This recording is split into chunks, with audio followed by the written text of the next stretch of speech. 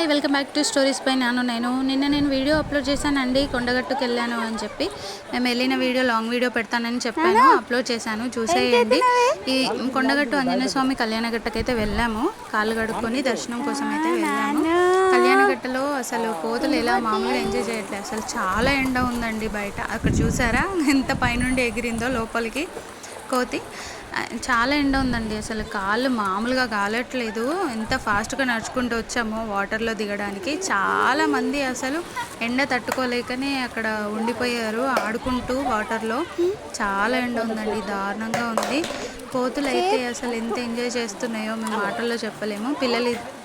పిల్లలైతే పాప పడుకుందండి, నాను ఆడుతున్నాడు.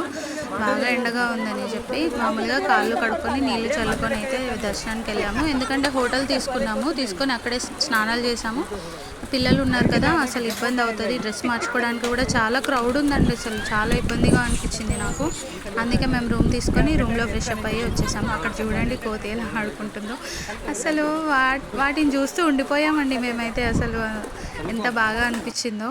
ఇంకా పిల్లలిద్దరిని, ఆ పాప పడుకున్నా కూడా మేము కాళ్ళు కడిగేసాము. ఎందుకంటే ఇంకా కడగాలి కదా దేవుడి దగ్గరికి వెళ్ళేటప్పుడు. నీళ్ళు చల్లుకొని దర్శనానికి అయితే వెళ్ళాము, చూసాము, బాగా అనిపించింది. ఇంకా మీరు కూడా వెళ్ళాలనుకుంటే వెళ్ళండి, బాగుంది అసలు చూడడానికి. ఇంతకుముందు కళ్యాణకట్ట దగ్గరికి వెళ్ళనివ్వకపోయేది, ఇప్పుడైతే కొత్తది కట్టారు.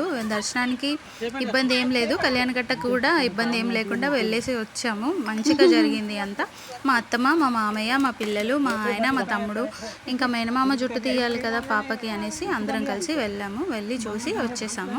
మంచిగా అనిపించింది. ఆంజనేయ స్వామి దర్శనము బాగుంది లోపలంతా. ఇంకా అక్కడంతా ఓం నమో ఆంజనేయ స్వామి నమః అనుకుంటూ స్పీకర్లో పెద్దగా వస్తూ అసలు ఎంత బాగుందో మాటల్లో చెప్పలేను. వెళ్ళి చూసి వచ్చేసేయండి. వెమ్లవాడకి దగ్గరలో, రాజన్న టెంపుల్కి దగ్గరలో, జస్ట్ నాకు 13 కిలోమీటర్స్ 20 కిలోమీటర్స్లో వెళ్ళాము. హాఫ్ అన్ అవర్ అలా పట్టింది. మంచిగా ఉంది. ఒకసారి వెళ్ళి దర్శనం చేసుకొని వచ్చేసేయండి. బాయ్ అండి. అందరూ చూస్తున్నారు, లైక్ చేయట్లేదు, సబ్స్క్రైబ్ చేయట్లేదు. కాస్త మమ్మల్ని పుషప్ చేయండి. ఇప్పుడే కొత్తగా జర్నీ స్టార్ట్ చేశాను. మీ యొక్క లైక్, షేర్, సబ్స్క్రైబ్ నాకు ఎంతో సపోర్ట్ని ఇస్తుంది. ప్లీజ్ చేసేయండి. ఇంకా పిల్లలిద్దరిని తీసుకొని మేమైతే దర్శనానికి బయలుదేరాము. అక్కడ చూడండి 2 కోతులు ఎలా ఆడుకుంటున్నాయో. నేను చెప్పాను కదా, అందరం నిలబడి వాటిని చూస్తున్నాము. అసలు చూస్తూ ఉండిపోయాము అందరం. ఎండ తట్టుకోలేక అవి వాటర్లోనే ఉండిపోతున్నాయి. అసలు అంత ఎండగా ఉందండి బయట. ఇంకా పిల్లలు జాగ్రత్త అండి, అసలు వదిలిపెట్టి ఉండకండి పిల్లల్ని. ఒక్క నిమిషం వదిలేసినా ఎటు వెళ్తున్నారో తెలీదు, అంత క్రౌడ్గా ఉంటుంది బయటికి తీసుకెళ్తే. సరే అండి, థ్యాంక్ యూ. నెక్స్ట్ వీడియోలో కలుద్దాము. అప్పటి వరకు బాయ్, టాటా. సబ్స్క్రైబ్ చేయండి. ఇప్పుడే స్టార్ట్ చేశాను నేను. కొంచెం వాయిస్ ఓవర్ కానీ, ఎడిటింగ్స్ కానీ ఇవన్నీ మిస్ అయిపోతూ ఉంటాయి. నాకు 2 పిల్లలతో ఇది అసలు అవ్వట్లేదు, కుదరట్లేదు. కానీ ఏదో చెయ్యాలి, ఏదో సాధించాలని తపన. ఇంట్లో కూర్చొని ఖాళీగా ఉండి నాకు అదొక డిప్రెషన్లా ఉంది. అందుకని కొత్తగా ఇది స్టార్ట్ చేశాను నేను. వీడియోస్ అప్లోడ్ చేయడము, ఎడిట్ చేయడము, ఏఐలో కూడా చేయడము, ఇలా కొన్ని ఇప్పుడే స్టార్ట్ చేశాను. చాలా గ్యాప్ తర్వాత స్టార్ట్ చేశాను. కొంచెం నన్ను ఎంకరేజ్ చేయండి, సపోర్ట్ చేయండి ప్లీజ్.